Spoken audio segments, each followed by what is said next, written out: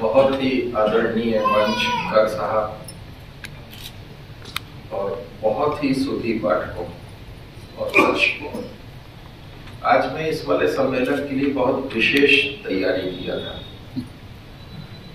परंतु मुझे ऐसा लग रहा है कि वर्किंग डे के दिन विधानसभा वगैरह सब चल रही है और इस वाले समय में तो थोड़ा टाइम एडजस्टमेंट में प्रॉब्लम हुई, पर मैं फिर भी कोशिश करके आया।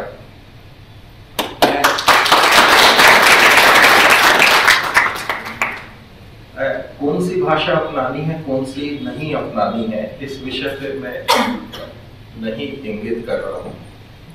मैं ये बताने की कोशिश कर रहा हूँ एक विशेषज्ञ भाषण की हैसियत से कि भाषा कैसे विस्थापित होती है, भाषा कैसे विस्थापित होती है। कोई भाषा जैसे अंग्रेजी से हिंदी या हिंदी से छत्तीसगढ़ी, छत्तीसगढ़ी से बस्तर की भाषाएं या सरगुजिया, ये कैसे विस्थापित होती हैं, उसका क्या चरणबद्ध है। जब आप उसको जान लेंगे तो जिस विषय को अभी ये बताने की कोशिश कर रहे थे कि हमें अपनी भाषा को बचाना है, तो जब तक आपको ये ना पता हो कि मुझे बुखार है, तब तक आप ये कैसे इंगित करेंगे कि मुझे क्रोसिन खानी है।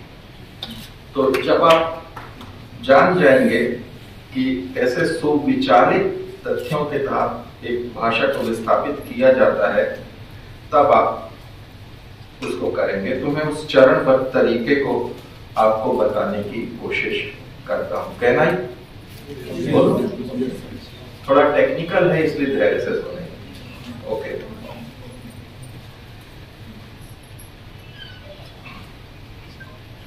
भाषा के विस्थापन के लिए जो पहला चरण होता है उसको बोलते हैं प्रोसेस ऑफ कॉन्ग्रेचुलाइजेशन।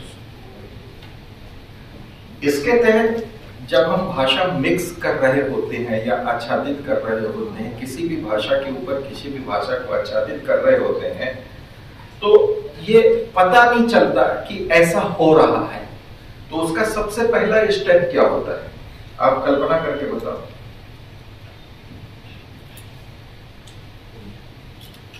नहीं, या बोलेंगे नहीं? बोलेंगे तो अच्छा लगेगा। शेयर्ड वोकैबुलरी को विकसित करना, एक कॉमन शब्दकोश को विकसित करना। जैसे अच्छा, मैं तो भाषा को उदाहरण के रूप में ले लेता हूं, हिंदी और इंग्लिश।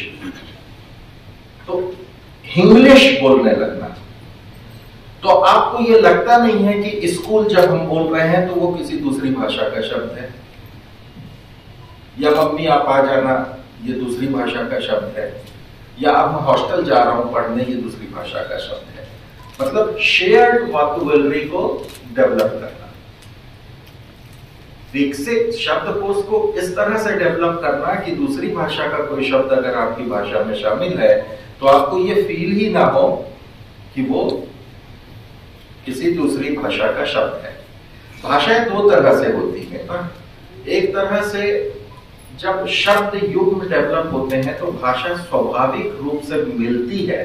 तो जब स्वाभाविक रूप से मिलती है तो वो इतना स्वाभाविक होता है कि दो भाषा के मिलने से एक नया शब्द बनता है, तो आपको पता भी नहीं चलता कि ये नया शब्द बन गया।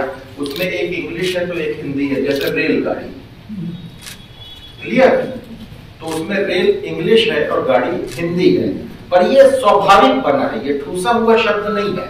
इस तरह से अरबी और उर्दू के हिंदी से मिलने से बहुत सारे शब्द बने हैं जो आपको पता भी नहीं चलते, जैसे शादी ब्याह, दाना पानी, पंजाब, आज हिंदी है आज अरबी है, तो वो स्वाभाविक मिलन होता है। पर शेयर्ड वोकैबुलरी का जो कॉन्ग्रेचुलाइजेशन होता है, प्रोसेस ऑफ, तो वो उसमें आपको वो शब्द आपकी भाषा में मिला दिए जाते हैं, तो जिससे आपको पता नहीं चलता कि वो शब्द मिल गए, और उसको शेयर्ड वोकैबुलरी में अपनी भाषा के शब्द की तरह व्यवहार करते हैं। एक आध उदाहरण कोई बोलेगा? पोस्ट कार्ड डाल आया, मोटर अच्छी है, क्लियर, लंच कर लिया कि नहीं, इसमें पता भी नहीं चलता कि कोई दूसरी भाषा का शब्द आया, पर आ जाता है। क्लियर? मैं क्लियर हूं, इस पर कुछ पूछना तो नहीं है? ओके, मेरे साथ पूछ सकते हैं आप। इसके बाद ये तो शेयर्ड वोकैबुलरी की बात हो गई। अब दूसरा स्टेप जो आता है वो डिस्लोकेशन का है, कि मतलब अब शेयर्ड वोकैबुलरी को शेयर करना आप स्वाभाविक सीख गए, अब आप उसकी जगह कोई दूसरा शब्द यूज नहीं करते। ऐसा कई बार होता है, ऐसा कई बार होता है, जैसे स्टेशन जा रहा हूं, अब आप कोई दूसरा शब्द यूज नहीं करते, एक स्वाभाविक तौर पे आ गया। तो फिर उसके बाद कुछ और शब्द अब आपको उंगली में पकड़ाए जाते हैं या कहीं पे आपको दिए जाते हैं। ये हर भाषा करती है, हिंदी भी अपनी दूसरी भाषाओं के साथ करती है और इंग्लिश तो करती ही है। अब हम कहने लगते हैं कि सभी स्टूडेंट्स आ गए कि नहीं, अब विद्यार्थी बोलना बंद कर देते हैं, फिर धीरे धीरे थोड़े कठिन वर्ड्स की तरफ हम बढ़ना शुरू करते हैं। जैसे संडे कब आ रहा है, यूनिवर्सिटी जा रहा हूं, अब थोड़ा और आगे बढ़ते हैं। अब जब ये दोनों चीजें पूरी हो जाती हैं तो स्नो बॉलिंग होती है। जब दो बर्फ के टुकड़े को आप आपस में मिलाते हैं तो वो मिल जाते हैं और आपको पता नहीं चलता कि वो मिल गए, इनमें कोई जुड़ाव था तो वो जुड़ जाते हैं, उसको स्नोबॉल थ्योरी कहते हैं। अब ये दोनों भाषाएं आपस में ऐसे गुथेंगी कि आपको पता भी नहीं चलेगा कि आप दूसरी भाषा का कोई शब्द बोल रहे हो या वाक्य बोल रहे हो। तो अब इसमें भाषा के शब्द साथ मिलकर शब्द युग्म डेवलप होने लगते हैं। ऐसे मैंने बहुत सारे शब्द आपको बता सकता हूं, जैसे चोली दामन, सब्जी। सब्जी की जगह अब आप किसी को बोलो शाक ले आना कर तो नहीं लाएगा, नहीं लाएगा ना। तो इस तरह से मिल जाते हैं। ऐसे ही सुप्रीम कोर्ट, हाई कोर्ट, ये कुछ ऐसे शब्द हैं जो शब्द युग्म भी आपके सामने आने लगते हैं। अब भाषा जब आपके जहन में जगह बना लेती है तो उसके बाद चौथा चरण आता है रिप्लेसमेंट का। अब कुछ शब्द पूरी तरह से रिप्लेस हो जाते हैं। जैसे आपने किसी होटल का नाम हिंदी में देखा,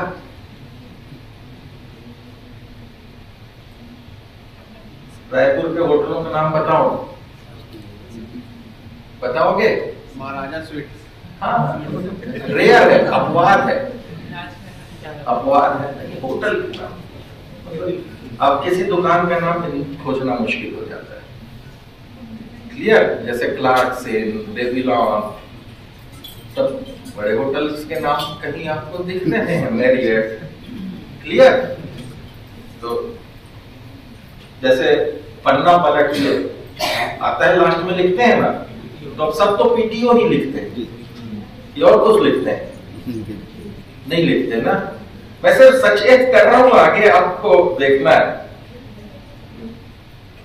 अब रिप्लेसमेंट हो गया, हो जाता है कि नहीं, हुआ कि नहीं? अब तो धीरे धीरे सब जगह होने लग गया। अब छात्रावास कौन लिखता है? हॉस्टल ही तो लिखते हैं, लिखते हैं कि नहीं? फिर पांचवा चरण पे आए, ये आप रिप्लेसमेंट को समझ गए ना। पांचवा चरण आ जाता है इल्यूजन ऑफ स्मूथ ट्रांजिशन कहते हैं उसे। तो ये जो ट्रांजिशन होता है वो स्थापना होती है।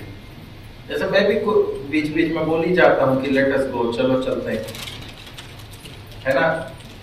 डू यू एग्री, अभी मैं भाषा की शुरुआत किया, तो मतलब वो चीजें इतने साधारण रूप से आपके मुंह से निकलने लगती हैं कि आपको नहीं लगता कि कोई दूसरी भाषा आपको रिप्लेस कर रही है। कभी आपने क्रियोल भाषा का नाम सुना है?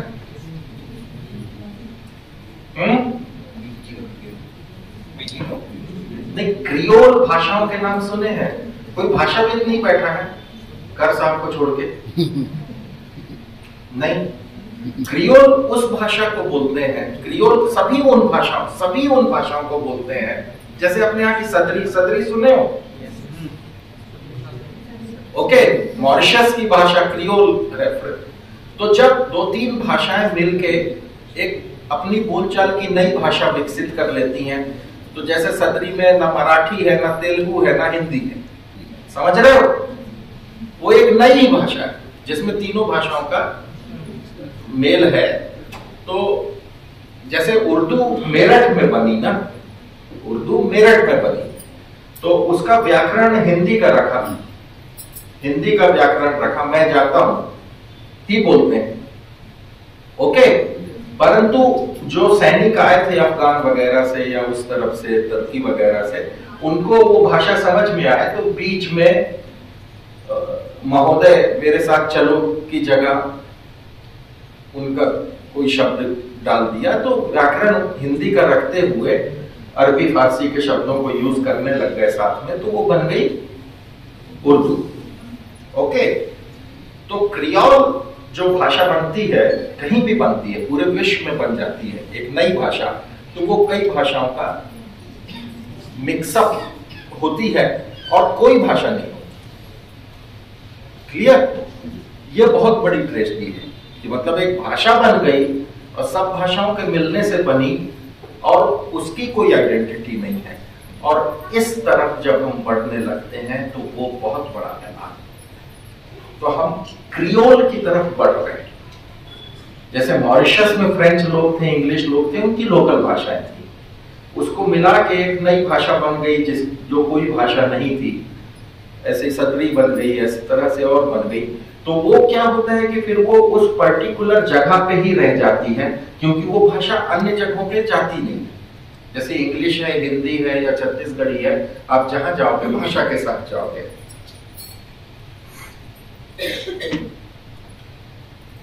तो अब फाइनल रिजल्ट, अब भाषा का विस्थापन है पूरी तरह से। वो कैसे हुआ? जैसे ट्रिनिडाड है, मॉरिशस है, इन सब जगह में क्रियोल वाली भाषा ने दूसरी वाली भाषा को हटा दिया। क्लियर? हटा दिया, तो हटाने के बाद क्या हुआ कि अब वो दूसरी भाषा पे बात करने लग गए, अपनी पूरी भाषा को समाप्त कर दिया। और ये है अपनी आइडेंटिटी को समाप्त करना। और वैज्ञानिक दृष्टिकोण से जो भाषाविद है, जब हम किसी भाषा या इतिहास को पढ़ रहे होते हैं, तो अगर बीच की कोई भाषा लुप्त हो जाए तो ये चीज यहां कैसे आई है हम नहीं समझ पाते। जो तीसरी भाषा में रूपांतरित या हस्तांतरित हुई, उस पूरे इतिहास को हम बीच से ड्रॉप कर जाते हैं। तो इस भाषा का, बीच की भाषा का गायब होना बहुत डेंजरस स्थिति को निर्मित करता है। मतलब फिर आप समझ ही नहीं पाते। जैसे हम सिंधु घाटी की लिपि अभी तक नहीं पढ़ पाए हैं क्योंकि बीच की भाषाएं गायब हो गई। क्लियर? तो ऐसे ही अगर धीरे धीरे अब हम बहुत 2000 भाषाओं के खोने के कगार पे खड़े हैं, अगले 10 साल में वो शायद भाषाएं रहेंगी नहीं। अंडमान की बहुत सी भाषाएं हैं, हमारे यहाँ की भाषाएं हैं। मेरे देखते देखते, आप सबके देखते देखते, कायस्थों की एक लिपि होती थी कैथी, वो चली गई। एक महाजनों के लिखने की भाषा होती थी, क्या माटी क्या बोलते थे, जिसमें उन लोग अपना वो लिखते थे, खतौनी, वो चला गया। हमारे देखते देखते जा रहा है ना। तो ये सब चीजें लूज हो रही हैं, तो इनका बहुत बुरा प्रभाव हिस्ट्री पे या भाषा के विकास पे पड़ेगा, या हम कलेक्ट करेंगे। भाषा अचानक से बनती है ना, कार्य व्यवहार से बनती है। दो छोटे उदाहरण मैं दूंगा। भारत में जितने भी काम थे, लोहारी, सुनारी या कोई भी काम था, तो वो 99% इस तरह के काम थे कि पीछे घर रहता था, सामने अपनी दुकान रहती थी, या अगर सर्राफा है तो कोठे में वो पीछे रहता था और सामने उसकी दुकान रहती थी। मतलब घर और व्यवसाय का जो अड्डा है, काम का जो स्थल है, वो घर से कहीं जाना नहीं पड़ता था। क्लियर है? ये बात पे सहमत हो? इसी से कुटीर उद्योग या गृह उद्योग जैसे शब्दों का जन्म हुआ। तो जब विदेशी सत्ता आई यहाँ पे, तब उन्होंने जिद की कि नहीं, हम एक शेड बनाएंगे, यहाँ सब लोग आए, यहाँ पे लोहारीगिरी करें, यहाँ पे मिलके काम करें, घर से काम नहीं करें। तो घर में अभी तक क्या होता था कि वो खाना खाना होता था तो काम छोड़ के उठ के अंदर गए, खाना खाए, 2 मिनट रेस्ट किया कि फिर काम करने लग गए। अब इनको क्या हुआ, वहां काम करने जाना था, तो जहां काम करने जाते थे वहां उनको खाना भी ले जाना पड़ा। क्लियर? तो जहां पे काम और खाना दोनों होता था तो वो नया शब्द बन गया कारखाना। ओके, तो ऐसे शब्द बनते हैं। शब्दों के विषय में बहुत जाना हो तो अजीत वाटेकर जी की किताब है शब्दों का सफर, भाग 1, 2, 3, 3 खंड है, चाहेंगे तो बड़े मनयोग से पढ़िएगा, अच्छा लगेगा। इसी तरह से जहां अंग्रेज लोग खेलने जाते थे और वहीं संडे को खाना भी खा लेते थे तो वो बन गया जिम खाना। ऐसे शब्द बनते चले जाते हैं। तो इस तरह से भाषा हट जाती है। अब भाषा तो हट गई, पर इसका सबसे बड़ा दुष्परिणाम जो होता है वो उससे भी घातक है। अब उससे भी घातक है, जैसे अभी आप छत्तीसगढ़ के विषय में सोचते हो तो आप कभी कभी धान सोच लेते हो, कभी तेंदू सोच लेते हो, कभी नाच सोच लेते हो, कभी गम्मत सोच लेते हो ना। पर फिर जब भाषागत चेंज हो जाता है तो फिर आप वो सोचते हो जो वो सोचवाना चाहते हैं। जैसे कुछ दिनों के बाद जब आप ज्यादा अच्छे हो जाते हो तो फिर आप इराक सोचते हो, फिर आप पेयजल सोचते हो। ठीक है? आतंक सोचते हो, एड्स सोचते हो। मैं ठीक जगह पे पहुंचा पाया आप लोगों को? पहुंचा पाया?